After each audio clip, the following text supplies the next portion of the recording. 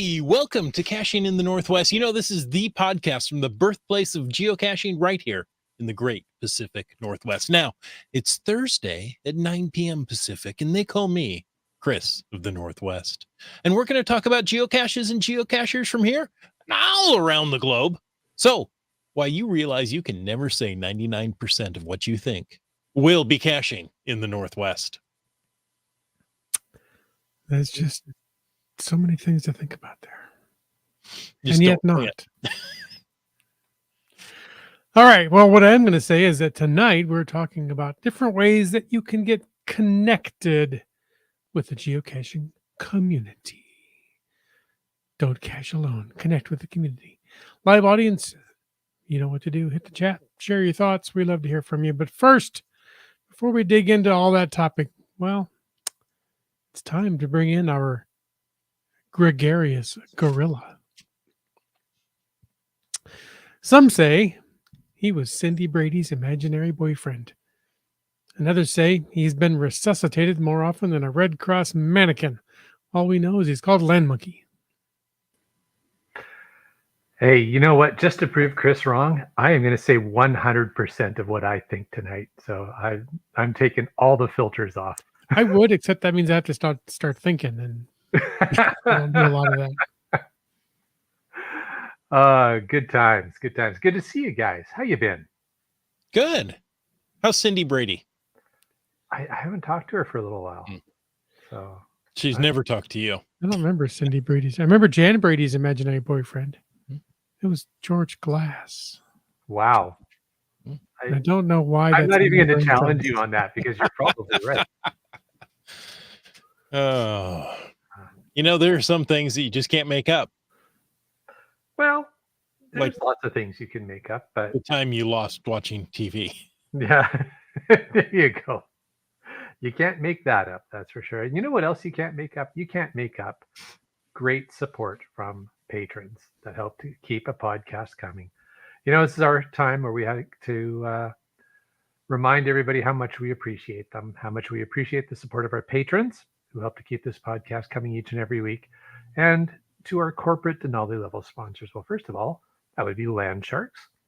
And hey, folks, if you want to know what the deals of the week are this week from Land Sharks, well, go to Land Sharks, LandSharkz.ca, and click on sale. And then you'll know. It's that easy. Well, that is easy. It is. It really is. And you know what else? I got a message from our good friends at the Land Sharks earlier today, and they said they want to thank everybody who has enjoyed finding and logging the Land Sharks store geocache. It's called Geocaching News. Read all about it. Everybody contributing together has helped make it a geocache of the week recently. So very cool. And quite if the you honor. haven't found it yet. Oh, sorry. Go ahead, Jim. I said quite the honor. It is quite the honor. Yeah. And folks, if you haven't found it yet, it's GC5Z4N2. How appropriate as a Z. Mm-hmm. GC code. Gotta have the Z. Yes. Also, our other corporate sponsor, Gold Country Geotourism. Visit exploregoldcountry.com. Learn more about the geotours, the region. Don't forget to download the app and check them out online at exploregoldcountry.com. And folks, if you want to know more about supporting the show, well, all of us can do it. You can do it as well. And many of you do, and we appreciate that. And if you want to find out how, well, you can click on the Patreon link on the cachingnw.com website. That geocaching news cache is quite the longevity, because what Custer says, we found it 2 stores ago. Yes, it has moved. Yeah. That's an interesting time frame. Right. There. Yeah. Number of stores. Yeah, not everybody measures their measures time by number of physical locations they've been in. Hey, and you know, speaking of geocaching news, read all about it. I know we're not to the official news story yet, but hey, the Camp Clan is our new grandparents again, second grandchild born this afternoon. So congrats to the Camp Clan. The Camp Clan is expanding. Excellent. There you go. Confetti flying out. Yay. Oh, here, I got fireworks. There we go. Yeah. I got a shark. I got a rock. What else have I got? I got a motorcycle. Here you go. Oh, yeah. The grandson will be riding that nothing flat. Anyways, congratulations, Camp Clan. That's very exciting for you guys. Great.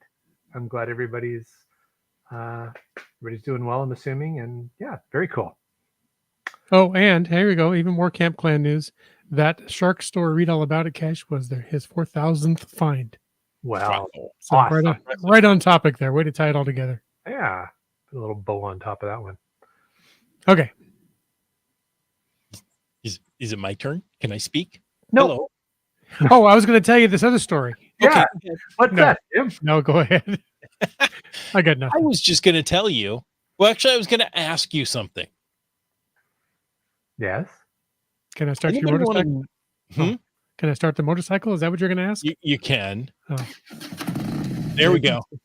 It's starting up the glow. And you may ask, what is a glow? Well, I wanted to see Len McKee ask while he was drinking, like What a is good the ventriloquist would do. What is a glow? There you go. So natural. It's not quite how a good ventriloquist would do it, but you know. And Dora Moore saves us because Dora Moore is the originator of the glow. The She glow came up mother? with the whole idea. Glow mother, yeah. The glow mother. Oh, I like the glow mother. The glow is the I don't know if she does, but we'll find out. The glow is the geocaching log of the week. So whether you read it or whether you wrote it, we want to hear about it because great logs simply make geocaching better. You can send an email. You can send a recording to feedback@cachingandw.com. You can call in to 253-693-TFTC. I'll repeat that 72 more times so you won't forget it. Call now. That's 253-693-TFTC. Operators are I've already standing by. repeated it over 500 times, so I think. Oh, yeah. Oh, never mind. You guys got it now. And show us how you glow. All right. Well, this week's glow was emailed in from Limax. Caches GCACXPT. GC Alpha Charlie X-Ray Papa Tango. Titled, Can Ya See It? Well, because it's in Kenyasui or Kenyasui Park, of course. And it sounds like it was close to his home. He says, I was out getting caches in Tracy today. That's a city in California, by the way. Going after some of the more urban hides. This was very tricky to get. There were boys playing right around ground zero when I got here, so I had no chance to go after the cache. Luckily, I had my lunch with me and was able to go to one of the picnic tables to eat and wait them out. By the time I was finished with lunch, they'd cleared out to a different part of the park, and I was able to search. Still wasn't easy to find, but I was able to grab it and put my name to paper. So, way to go, Limax. Thanks for contributing the glow. That's the geocaching log of the week, in case you were wondering. Is that what it is? That's what it is.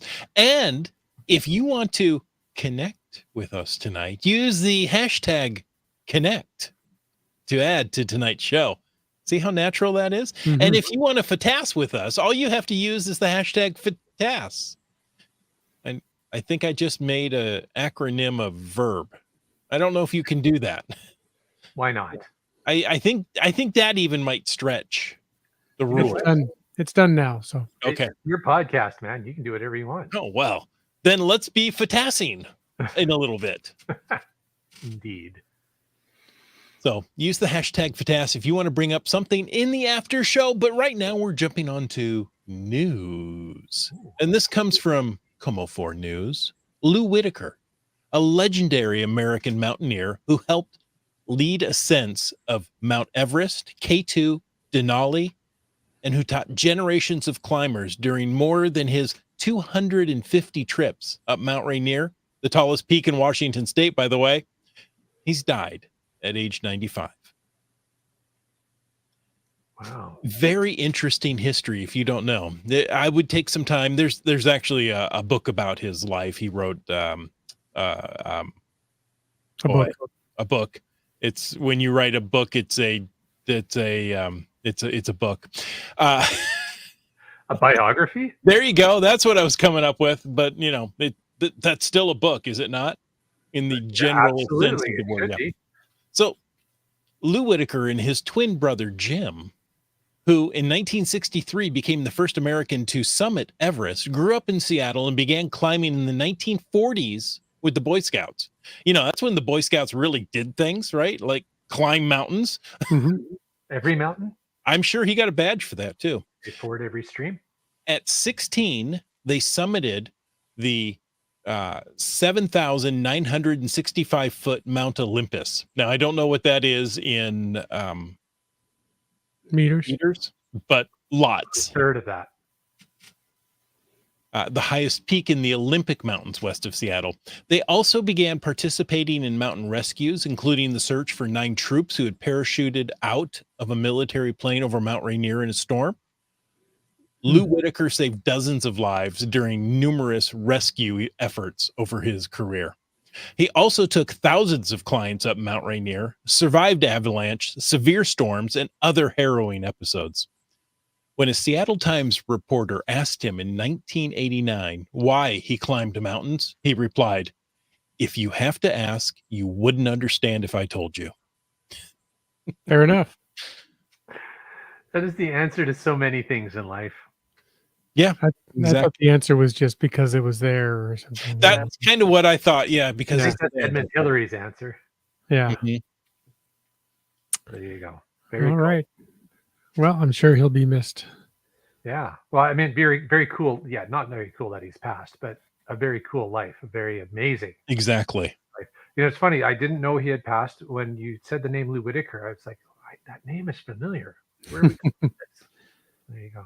It wasn't familiar to me. I don't think I may have heard of him, but it didn't stick.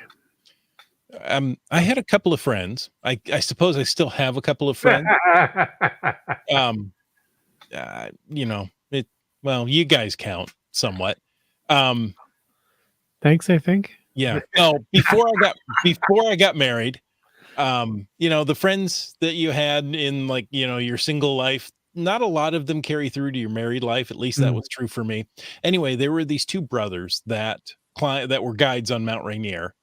And, you know, to get ready for the season, they would, you know, jog up Rainier and back down. And I just look at that and go, that's just not right. They would, you know, climb up, you know, 20 times, 25 times in a season as guides and such. And it was just Wow. nothing for them. Amazing. Mm-hmm.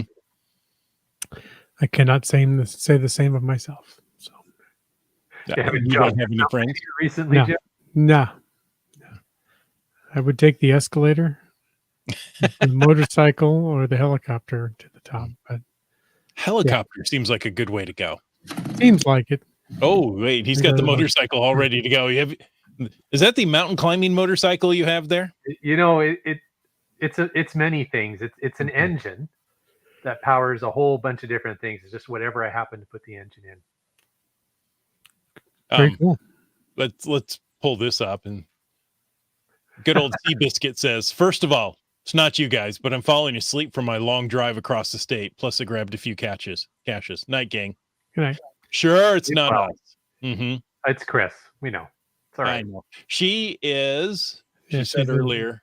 I'm trying to find where. There it is. Thank you. She's in Lewiston for the cash machine this weekend. Coming up Saturday. She requesting identification?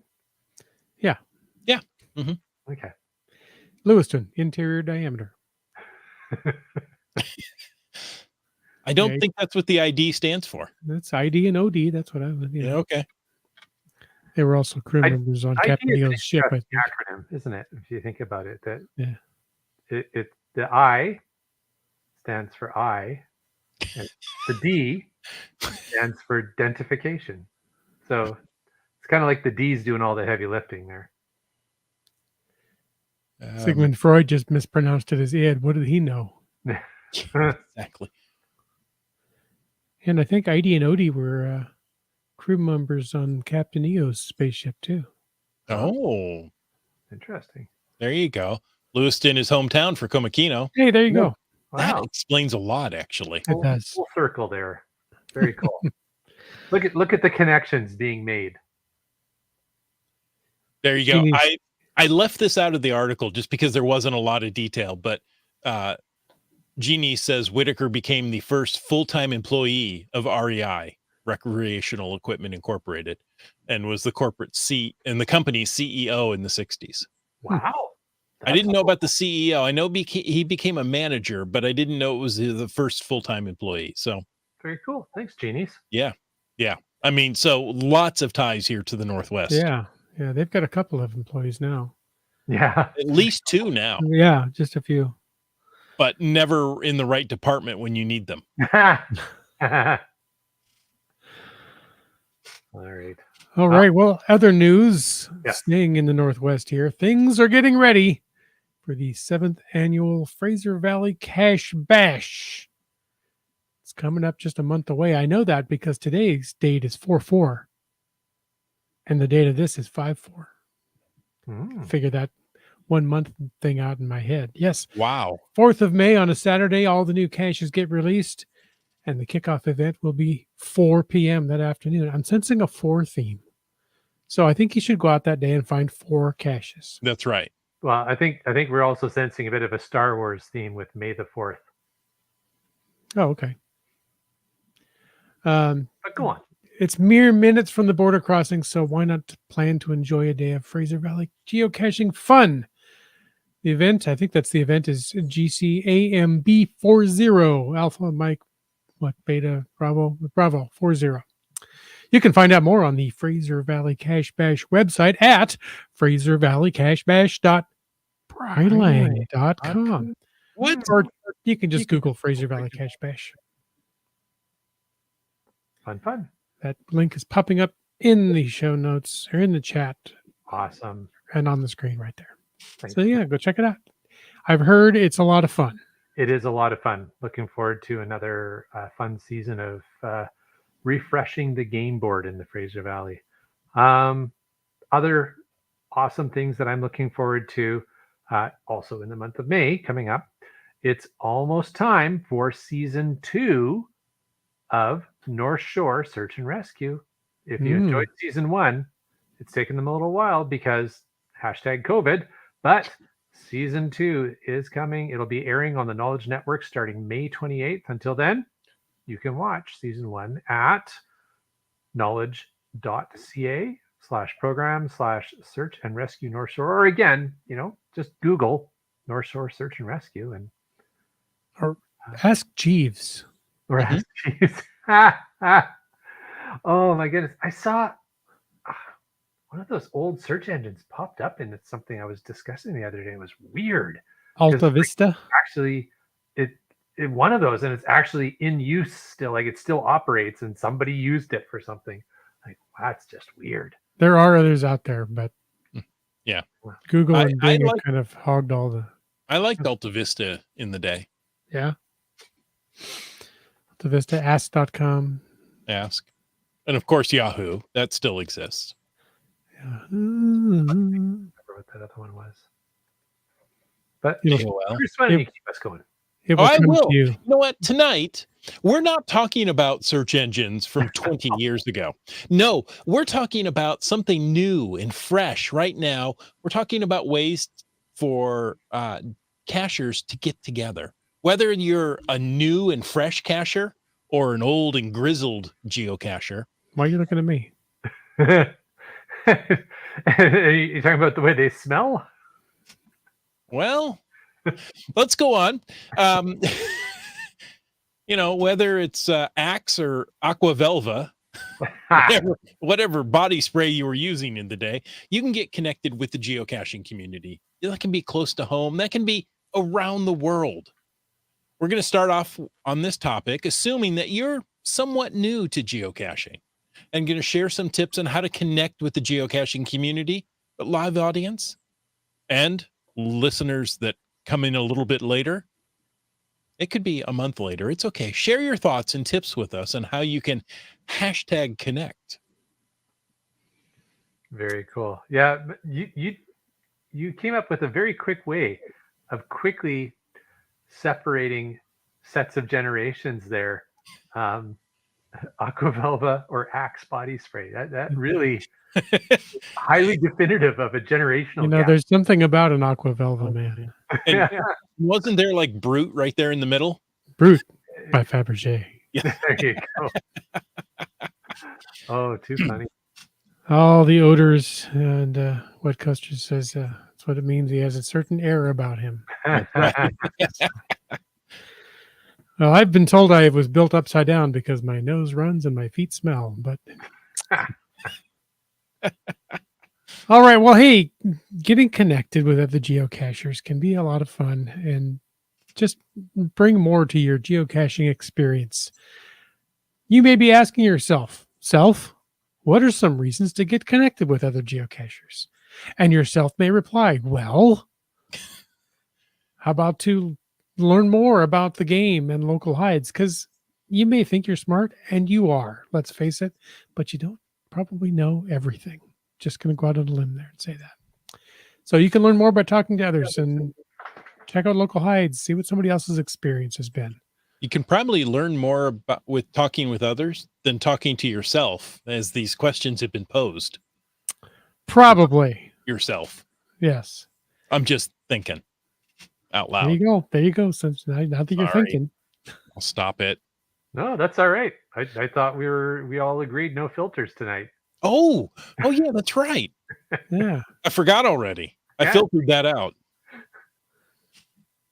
Another thing that yourself or somebody else might respond to your question is, well, you could team up with others for geocaching adventures. Team. I love saying the word team. Is that a picture of your family over there? It's the A-team. So yeah, sometimes I do like to go out and cache alone and just have some solitude, but more often than not, I prefer to go team up with others and have some fun together in the geocaching community. Like what may be going on at Lewiston this weekend. Yeah. Apparently. You could hitch a ride with somebody, maybe make some new friends, ride in the back of a pickup truck with somebody you barely know. I don't know. It's been known to happen on different caching experiences. Yellow pickup trucks are better, by the way. Oh, the color makes a difference. Do they smell like bananas? Oh, I don't know. Or lemon. Well, and one thing that I do like to team up with others for is solving puzzles and mysteries. Mm-hmm. Because, by golly, some of those things, it's amazing how you can just beat your head against a puzzle for days and somebody will come with an entirely new perspective and say, hey, you thought about that? Yeah. And you're like, I hate you, but thank you. Why am I stuck in a fixed mindset? And you just come in out of left field. Yeah, that's true though. I mean, group puzzle solving is definitely has a huge advantage over a single person, because you're right. Human nature, you tend to get stuck on a path. So if you have somebody else suggesting some other path, it can open your mind to, had not considered. Yeah.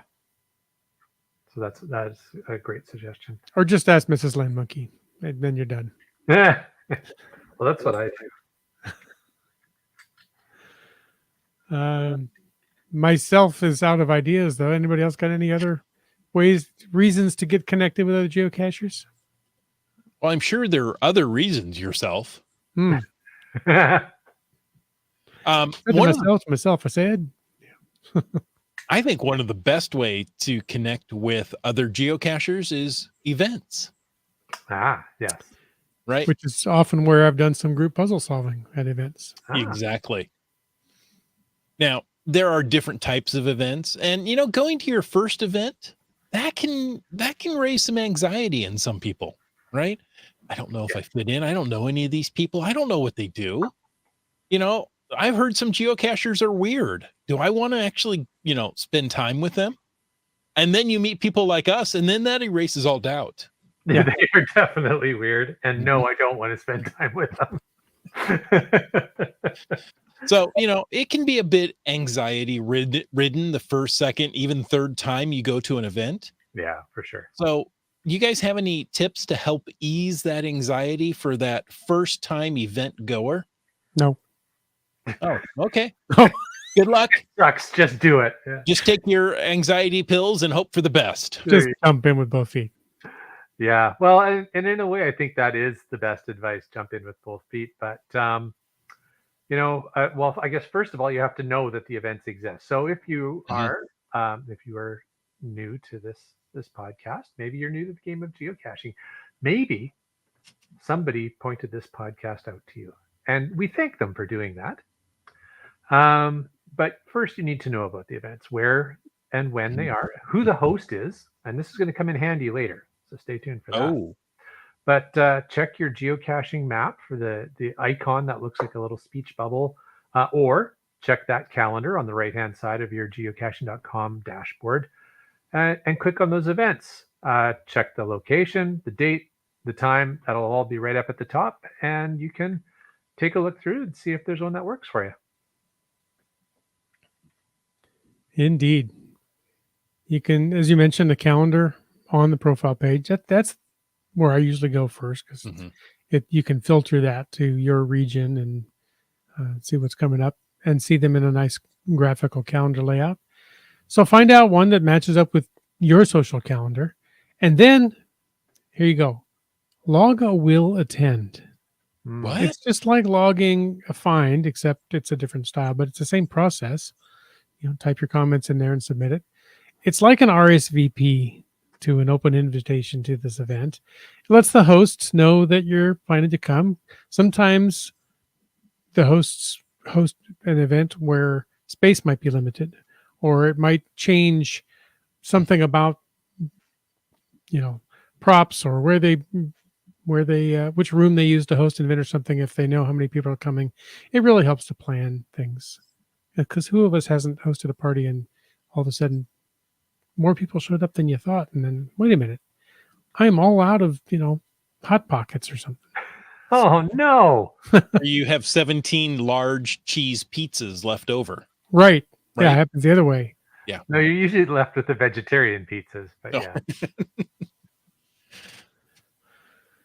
And then, of course, Yes. the day of the event, just go. You know what? Even if you just saw it that day, you're out caching, you go, oh, there's an event. It's okay. You can still show up. All these events, all the events you see, I believe they're required to be free for entry. Do you have to pay entry? Can you pay entry to an I event? get into a gray area because there Yeah. have definitely been events where there is a cover charge. I was just trying to help the newbies to say, you can just walk in. Well, you're welcome. I think if the event is held somewhere where you do have to pay a fee to go in, it absolutely would have to say on the cache page, so you'd know. Yes. Yeah, it won't be a surprise if you read the cache page. Yeah. Wet Coaster says, good advice, bring donuts. There you go. Yeah. Timbits work really well. Yes, they do. Anywhere in the world. And with Timbits, you can leave a trail on your way into the event to find your way back out. And Maybe. use it for self-defense. Yeah. But if the event is posted on geocaching.com, you're welcome to go. True. Right? There's nothing holding you back. Don't feel like because you weren't invited, you're not Right. allowed to go. That's not the case. True that. And so, it's a little scary walking up to a bunch of new people, strangers, right? And saying hi. So there's a couple of different tactics to try. Make sure you jot the name down of the geocaching host. And when you arrive, ask people to point them out to you. Hey, have you seen the host? Where's the host? I'd like to meet the host. Once you meet the host, thank them for hosting the event and let them know that you are new to the game. I bet you'll be amazed at how welcome you'll be. And that host is going to take you and introduce you around to other people, right? Yes. So, Yes. Brylang says, many years ago at an event, I put forth the idea of going for a geo hike on a specific trail near me. That's where I really met the land monkeys and a bunch of other folks for the first time. How about that? And he's still paying for that. I was Yeah, going to exactly. say, I think you should go to events anyway. Yeah, he's still being Don't punished. don't let that discourage you. No, but it's a good point, right? And I think that's Chris, what you're getting at there. It's a great tip. It just has to be introduced to the host. It can at least break the ice a little bit. Mhm. It definitely can be scary meeting new people, and often I have experienced, and I see myself. Geocachers at the meet and greet events, they'll already be chatting in small groups. They all got there early because Right. they're geocachers, and then they're going to be discussing adventures, caches, puzzles, whatever in their. I'm trying to avoid using the word cliques because it's not really, because they're not going to like put their shoulders together and box you out, but people have common interests. They see friends, they just start chatting. And so if you just walk up cold, you don't know anybody, it can feel really awkward. But I would say, adding to your advice, if there's a specific geocache or a geocaching puzzle you've struggled with, write down the GC code and the cache name before you go to the event, so that you have it in hand, or even on your hand. And then, when you meet the host, ask them if they know anyone there who might be able to give you a nudge on the find or the solve. Again, you'll likely be surprised how much cachers enjoy sharing their insights. So That's right. a couple of little tips we could offer new geocachers who have heard about events but are pretty nervous about going, because I think all of us were the first time we heard about events, like, Yeah. I don't know about this. Yeah. It was about a year ago. I hosted a CETO, and brand new cacher. This was their very first event. And, we made sure to be very inclusive. What area are you in? Oh, have you found this one? Have you found this one? Oh, this is a good one. This is, that one you're going to want to go find. Right. But, and not say, oh, these are the really tough ones. No, you start them off with some good ones that'll be very successful. Bryling says events are permitted to charge a fee to cover legitimate cost of organizing the event, a room, a shelter, a theater booking, what have you. Okay. There you Good to go. know. And there are no like premium member events, right? No, Events are just open to everybody. events are events are events. Yeah. That's what I thought. All right. So what else we got here? So you made it to your event. Yes. Good job. Thank you. That's it, right? Yeah. You just go up and when the cliques put their shoulders together, just hip check them, jump into the fray, and give them your shoulder. Yeah. Don't do that. Yeah, do Go up that. and- Actually, Go up and introduce they yourself block you politely and be yeah. aggressive. Oh yeah, especially if it's like under the key, the hoop, under the hoop in the key there to Yeah. where yeah. Now go up and introduce yourself politely and say, "Land Monkey sent me." I think people should do that to any event anywhere in the world they go to. They should walk up to the host and say, "Hi, I'm," say your, insert name here, "Land Monkey sent me." I should go make a new ghost account called Your Name Here. Oh, it's probably already taken. Probably. My name is Your Name Here.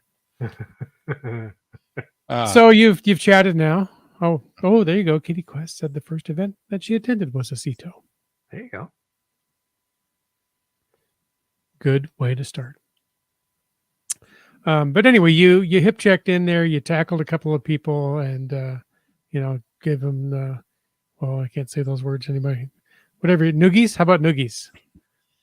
There was a derogatory term, burn, that we used to talk about now. Yes. Yeah. I can't say that. No, noogie works. We all know what a noogie is. Noogie. And what, Willie? No? That's good. Okay. You did all that to everybody at the don't play favorites now. Don't leave anybody out. Make sure you get everybody. You met the event host because you did what Chris told you to do. Don't do what I tell you to do. you will have a far better experience. Should you just go home now? Is that Obviously. I guess if you gave everybody noogies, you should just go home and Probably. never come back. No, it's the wet willies that you can't return from. Okay. Yeah. I just want to take a break from this. This is good information, but Is it really? if I'm the voice of reason in this podcast, we've got a real problem. Yeah. Okay. Well, I think we already knew we have a real problem. So And here I am. 2 problems. Monkey Cake says, we hosted a geocaching event for IHAM's 40th birthday. Scouting Forever had taken his wife, our ex-gal, on her first cache outing. They came to the event, and she was sure she had crashed a party. You probably did. I can see how it would feel that way. Yeah, Mhm. absolutely. I think I went to an event for one of Monkey Cake's birthday parties. Mm-hmm. I had to be at that. Well, I was at a IHAM birthday party. I can't remember which number because we're all so old now. Yeah. They'll just blur together. Yeah. Doramore says, we attended an event on a 3-day trip to Winnipeg. One of the locals took us caching after the event and even drove us to the airport the next day, caching all the way there. Wow. There you That's go. service. Well, that's Canadian. I mean, that's to be expected at every event. That's definitely getting connected. That's awesome. Nice. So you may not just want to jump into a vehicle full of strangers. Perhaps not. Doramore, she has no problem with that. Actually, I don't have a problem with jumping into a vehicle with geocachers that I don't know well, right? It's always worked out well. Geocachers are good people. And it's fair enough for us to say based on our own experiences, but I Right. think also keeping in mind the perspective of someone maybe new to Yeah, the exactly. community. Exactly. Listening to this, I can definitely understand trepidation about just hopping in a vehicle with strangers. That you meet at a geocaching event. Yeah.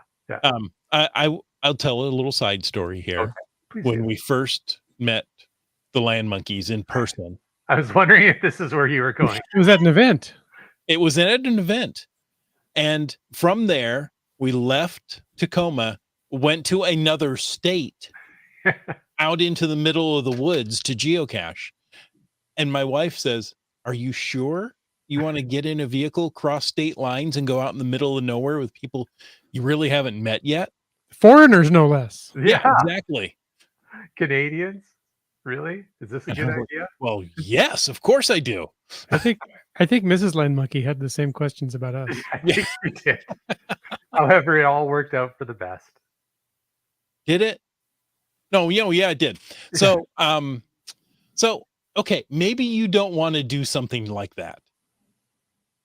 And that's totally okay. Maybe what you want to do is go meet them at a trailhead or at a parking lot, or, go meet them at a cache location and, get together that way. That way you're in control. You've got a vehicle. You can leave at any time you want if you're uncomfortable. Mhm. And it gives you a way to check them out, right? And still have your own anonymity. Yeah. Well, it sounds very much like what Brylang said he had suggested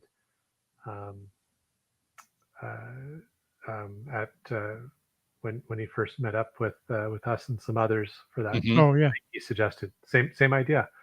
I'm starting to see a trend here of meeting up with people at events and going out caching.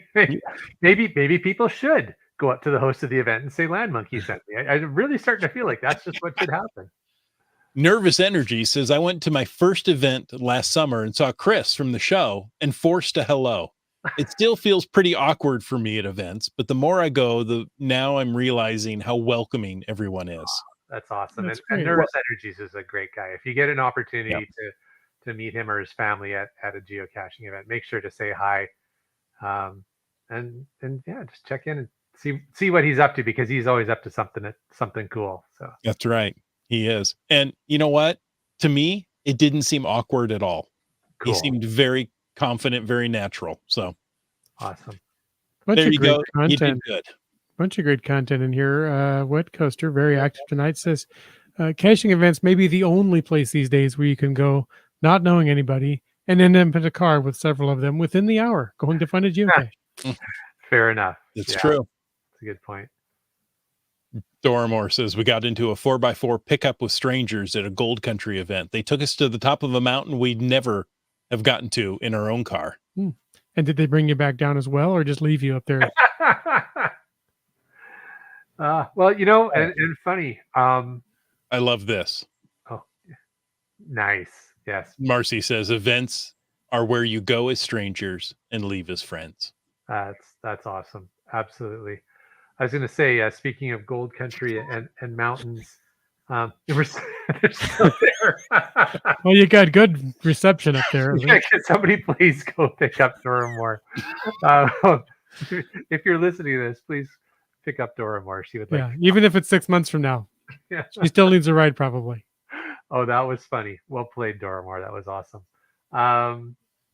Yeah, I was going to say, Mrs. Monkey and I were. It wasn't at an event, but we were making our way up one of the mountains in the Gold Country series, and a couple of strangers were driving up. A couple of young ladies were driving up, and they saw us hiking and sweating, and said, "Do you want to? We're driving up a little bit further, close to the top. Do you want to come?" We're like, "Yep." So they weren't geocachers, but we had a great chat. Lovely. That is so true that hikers and people you're going to meet on the trail, there really is almost an instant bond, isn't there? Yeah, we're both outside doing the same thing. Unless they're dragging a tarp that has a weird body shape in it. And a smell. Or carrying a chainsaw. Yeah. Or riding a riding a lawnmower. I want to say a riding lawnmower. Driving a ride-on lawnmower? There you go. Thank you. That's it. Yeah. Otherwise. Yes. Brylang says, it appears that when we connect with other geocachers, it breaks down the stranger danger barrier pretty quickly and we climb into the van willingly. As long as they've got puppies and candy. I was going to say, if there's free candy, I'm in. Yeah. Oh, my goodness. That's what the event is for. You get your donuts, you get your sweets. I told you the filters are off tonight. Okay. Good times. Where are we in the show notes? I don't know. Somebody's playing a banjo. Kitty Quest says, I've definitely left events with extra people in my car, often having known them for a grand total of 10 minutes. Wow. Yeah. That's awesome. Yeah. I mean, I do it all the time, right? Hey, let's go over and get this cache. All right. That's what it does. Yeah. All right. I think we're talking about making. Okay. So yeah, definitely events have been sort of the focus of the topic tonight. But before we run the clock out, because there's plenty more we could talk about events, and it is probably the best way to establish connectivity with the caching community.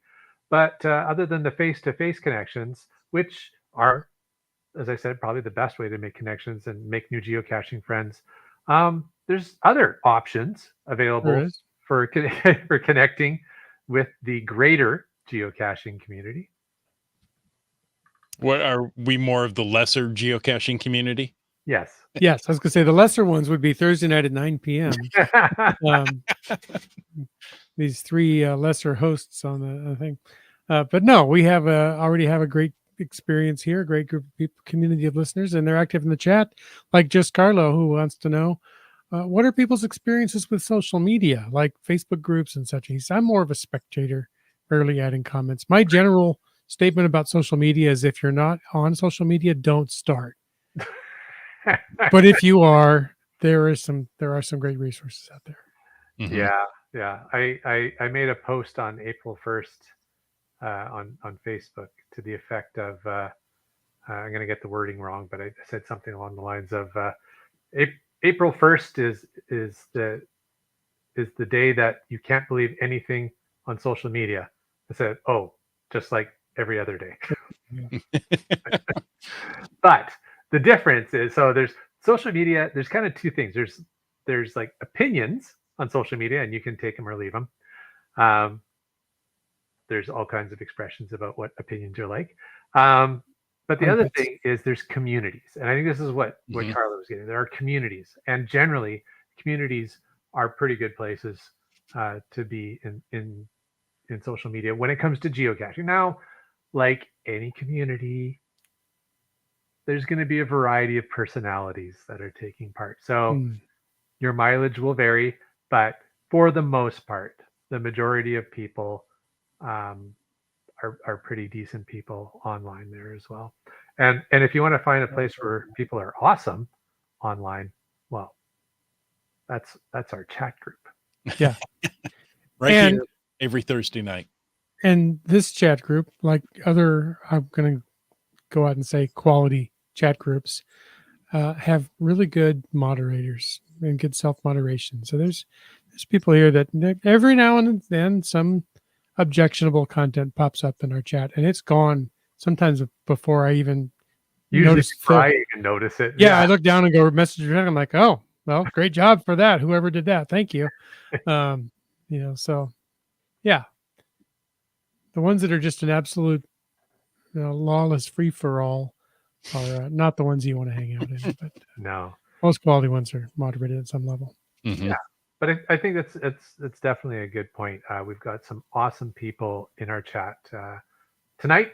I see lots of our regulars, but everybody's welcome. I think if you're new in our chat for the podcast, just type hello. I bet you'll get welcomed pretty quick. Exactly. We've had several podcasts with people saying, "Hey, first time here," and people have been very welcoming. Yeah. So we've had, lunkheads come on as well, and they usually don't stick around. They don't stick around because it's a good place. It's a good, safe place here. So don't be a knucklehead. Here you go. Yeah. Iham says we were visiting Victoria and mentioned it in the podcast chat. That's what's happening here live Thursday night. Mm-hmm. Kitty Quest offered to meet us the next day. Sorry, Chris, hold on. Who offered? Oh, Kitty Quest offered to meet us the next day and show us some cool local caches. I'm sorry, Kitty Quest. I got really excited reading that one. And just Victoria is very, people there are very helpful. We were even aided by a local security guard one time on the grounds of the Parliament building, was it? Yes, the Parliament buildings. Yeah, that's funny. Just Carlo says, my first event was a CETO. I might not have gone for a personal invite, if not for a personal invite from the host. Nice. So very cool. Excellent. Well, we're glad you did, Carlo. Oops. At a recent CETO, this is Brylang, while digging holes to plant some shrubberies, I was listening to other cachers discuss a new multi-cache and its various stages and what was required to complete them. So there you go. Were they all saying meat? Yes. They could be. It was a shrubbery, a nice one, not too big. Very good. Well, yeah, and there are a number of back to Carlos' earlier question. There are a number of Facebook groups. I mean, like anything on. So let's talk about Facebook for a moment. Like anything on Facebook, you can find an endless array of Facebook groups about geocaching. If you're looking for a place to start, I'd usually suggest the local geocaching organization groups. What do you think, Chris? I love the local geocaching organizations, the WSGA, the BCGA. They're going to be hosting events on, a somewhat regular basis. So, that's a great place to start. They're good organizations. They are bridging the divide between the average geocacher and some of the state and local government agencies, the Parks and Recs Department, national parks, state parks, so that we can continue to have fun and look for things in those facilities without damaging the environment. Absolutely. Yeah. And again, right, just as a way to connect, those groups on Facebook are going to be very well moderated most times. Yeah, So it's a safe exactly. place It to is. ask questions and connect. And they're also going to point out local events in the area. Hey, I'm going to this, I'm going to that, anybody else, going to Lewiston this weekend? So you never know, maybe, Apparently everybody. Yeah. exactly. So, that may be one of those things that, like, I don't think I want to go with somebody for a weekend that I've never met, but you know what? Maybe I'm willing to go to a Starbucks for half an hour. There you go. Oh, yeah. Nope, not that one. I wanted this one. Do people use so Carlo asks, do people use the friends feature in the app and website? So he means the geocachinger Mhm. app and website. I don't see a big use of that other than the leaderboards. Great. Yeah, great observation. Brian provided an answer to that a little further down. He said you can also mention your friends in your logs, Mhm. only those on your friend list. So if you've got friends in your friend list, you can mention their name in your log, put an @ right before their properly typed out caching name, Hmm. and they'll actually get a tag, a Mhm. notification that they were mentioned in your logs. That only Good. works if you create your logs on the geocaching.com website, not okay. in one of the apps, as far as Brian is aware. Okay. The other thing I use the friends lists for, the friends feature, is speaking of logs, in I think Cachly does it. I think Project or whatever. Not what is. See, I use it so I go caching so rarely, and I've forgotten my Android app that I use. It's right there on my home screen. CGO? No, I use the other one. Anyway, when you're looking at logs, you can filter and view friends' logs. Yes. So I'll be looking at a cache here, and I was like, I'm really struggling. Let me view the friends logs, and I haven't already seen the friends logs because Land Monkeys found this cache 7 years ago, and I can see, oh yeah, they found it. So then or other local friends that I have here in the area that I can say, hey, give me a nudge here. I know you found this one. I know it's been 2 years, but so I do that. Yeah, for sure. So does Doramore. Yeah, and apparently Jim B, friends logs for the That's win. right. Yeah. It's GC Droid. Yeah, there you go. There you go. I'm like just total brain dead today. CRS98 had a good one here. Talking about social media and such. He said, I reached out to some New Mexico cachers who are hosting an event to meet up with some out of towners because, well, we're geocachers. Yeah. That's very cool. So there's some New Mexico cachers who are hosting an event, and great opportunity to meet up. I frequently see that when people are coming to Vancouver, they'll host events. It's one of the things that shameless plug alert here. One of the things that I did actually add in my book when I wrote it about geocaching in Southwest BC, the geocaching guidebook, is good places to host events, because there was every once in a while I would see somebody from out of town would place an event. Well, oh, look, it's a green space, it's a park, and it's in Vancouver. It's like, oh yeah, but you don't really want to have an event in that park, Right. so. And hey, if you're not from the area, you don't know, right? So Exactly. that is a good segue to Wet Coaster's comment. Chris, did you want to read that one? Sure. Wet Coaster says, I've got some good information in a couple of UK caching groups for our trip last summer, such as where to hold an event when we were there. Yeah. For sure. Just because I've asked enough on this podcast, what I find is look for previous events and hold it there. Right. If it worked once, you could read the logs. People say, oh, great event, and if it wasn't a great location, somebody's going to mention that in the log. So usually, yeah, they're, you can sneak and do that. I've been to events where outer towners have planned, oh, hey, there's a Starbucks here. Yeah, there's no seating in that restaurant. That's that's a grab and go location only. Yeah, we can meet there, but then again, I did a quick event at a Dick's Drive-In, right? There's no seating there either. Oh, at a drive-in hamburger place. oh, You're I hungry saw, now? no, in Sao Paulo, Brazil, Chris, I saw a Dick's Barbecue. But this is Dick's Hamburgers. Okay, but isn't it like Dick's Barbecue, like the place? Dickies. Dickies, Oh, Dickies, Dickies. the Dickies Chris, barbecue place. Chris's big yellow cup. Yeah, that you like. There was one in Sao Paulo, Brazil. Wow. I think you could get better barbecue there.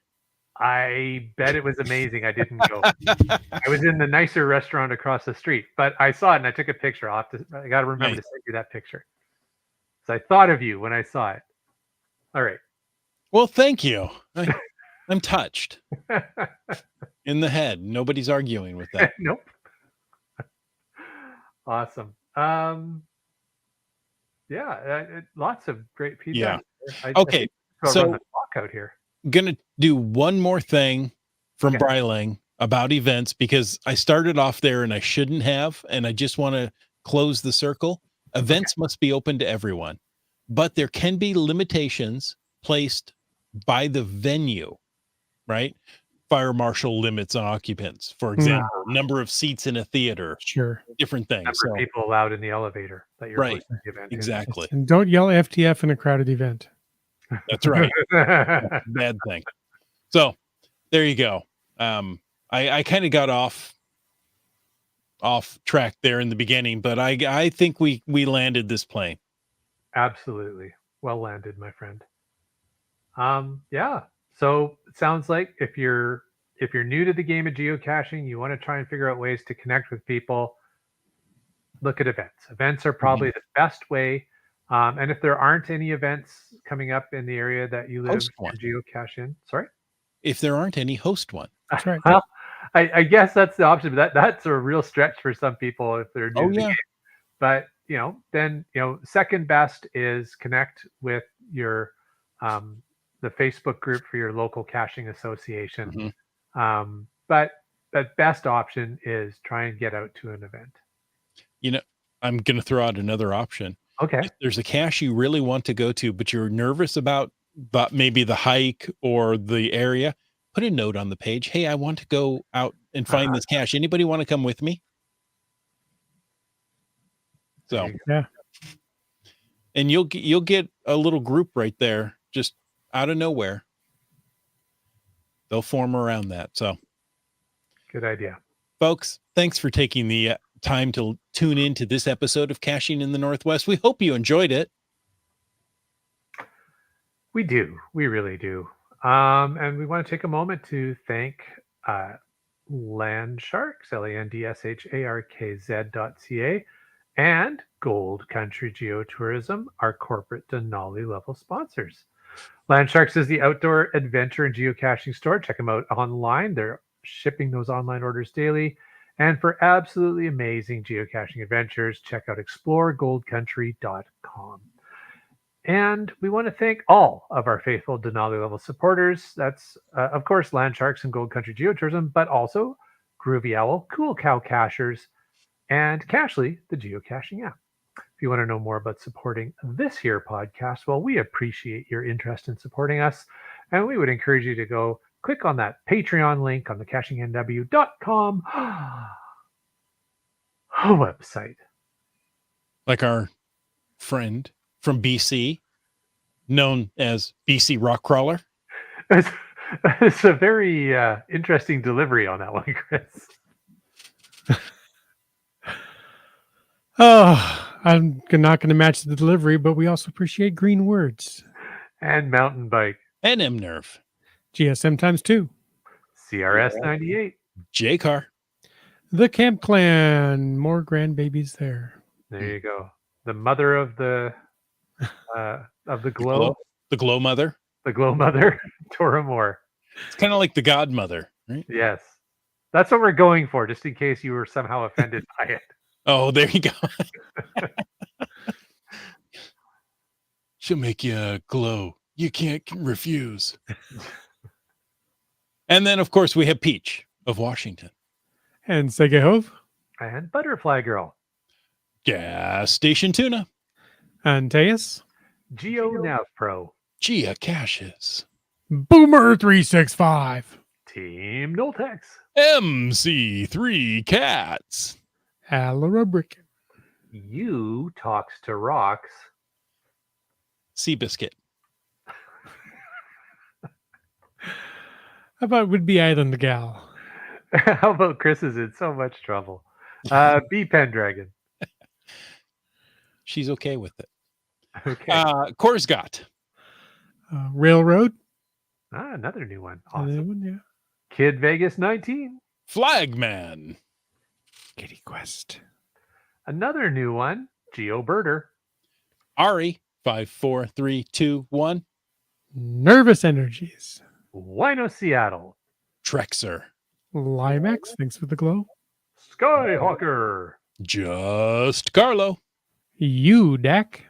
For all us spilly drinkers, Wet Coaster. Logwork. Kev MacD. Genies. Just finding our way. LG 9000. Subway Mark. And Ackerdoc. Whew. Folks, thanks for taking the time to listen to this episode of Caching in the Northwest. Your support helps keep the quality shows coming. So if you like the show, please click on the Patreon link. Even if you didn't like it, go click on that. But if you like the vibe, please subscribe wherever you get your podcasts and give us a review. Because if you were in a restaurant, you would tip. If you were in a live audience, you would clap. But since you're on a podcast, leave us a free, fast, fabulous, fantastic 5-star review. You can also call in to 253-693-TFTC and leave us a comment, ask us a question, or meet us at an event any time of the day or night. Because some events happen at the night. And of course, you can email us at feedback@cachingandw.com. Join us every Thursday night at 9 p.m. Pacific for a live show and chat. The show is produced by Chris Umfenauer, Jim Paulwitz, Jay Kennedy, and Brian Lang. It's licensed under a Creative Commons Attribution 3.0 license, copyright 2024 by Chris Umfenauer. And folks, I ask you to stay tuned After show. for the after show. Yeah, I forgot the whole thing wasn't there. Yeah. I love it. Yeah. Hey, the first question I'm going to pull up there in the FATAS is Nervous Energies is heading to North Van tomorrow. Ooh, Any notable caches he should visit in the lowlands? the lowlands before he gets over to the North Shore Mountains. Oh my gosh, so many. If only somebody had written a book about this. Yeah. I don't know. Let's open that up to the group chat. See what people suggest. Perfect. While they're typing away their answers, Mm-hmm. Komakino has the first of his troll/caching videos. You know, that doesn't make it sound any better. I think he's trolling, right? Trolling or caching will be posted tomorrow at 5 p.m. as a premiere. Next week's troll caching video will have a certain monkey in it. Yes, it will. Is the monkey in the middle? Yeah. You see him trolling. He's cashing. I know the monkey's white and nerdy. That's right.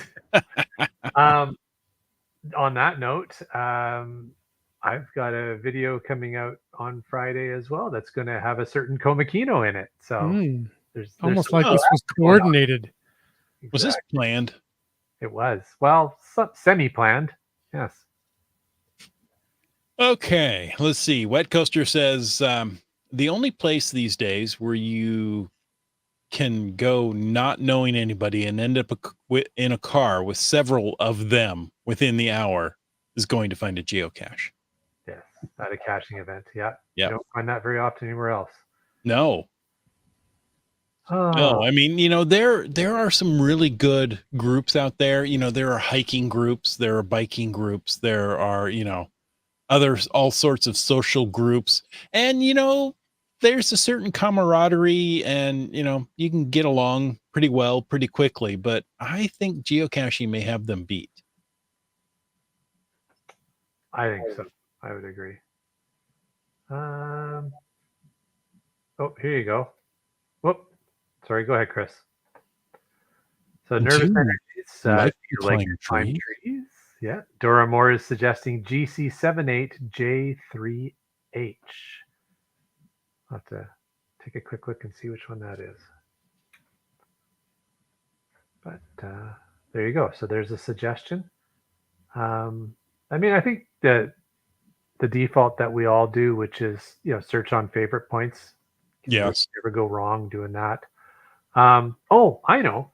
Depending which way you're crossing the border, nervous energies. If you are coming up closer to the Langley side of things, you might want to check out the TARDIS cache. Oh, yes. That was very popular. That one is a fantastic cache. I'm going to try and look up the GC code for that one. While you're looking up the GC code for the TARDIS cache, Doramore says, we sent a muggle up the tree for us, but it's fairly easy for those who are younger than me. Brylang got a suggestion of his 10,000th find at GC 707 Charlie, 707 Charlie, Point Atkinson Lighthouse. Point Atkinson Lighthouse. Yeah, that's a great place to visit. So the cache I'm talking about is called Doctor Who. It's from a couple of years ago, Fraser Valley Cache Bash 5, hidden by Gearhead. And the GC code is GC9 Quebec X-Ray 5 Echo. And might be a little bit out of your way, but my goodness, that's one of the better caches in the Lower Mainland, in my opinion. Well, would it be worthwhile to do the Cache Bash, the Fraser Valley Cache Bash from last year? Well, a number of the Cache Bash caches will still be around. The other thing is, he's always welcome to come back up. Yep. I believe it was a cache of the week. Yeah, good point, Brian. And if it wasn't, it really should have been. Mm-hmm. I think it was. Well, right after Geo Woodstock, it had a lot of press. Oh, yeah. So it was well timed, that's for sure. Yeah, I would just sort on favorite points. Start with large numbers like 50 or more favorite points. You're never going to go wrong with those. Yep. Cool. I was going to say most geocaching apps will let you sort in descending order, so you could do the highest to lowest. And that's what I've often done, especially when I have limited time. Mm-hmm. With GC Droid, I hear that's a great caching program. Yeah, if you can remember the name of it. It works well whether you can remember the name or not. I just know the icon on my home screen. Yeah, exactly. Awesome. Folks, thank you for joining us. And until next week, go meet somebody while you're out caching in the Northwest.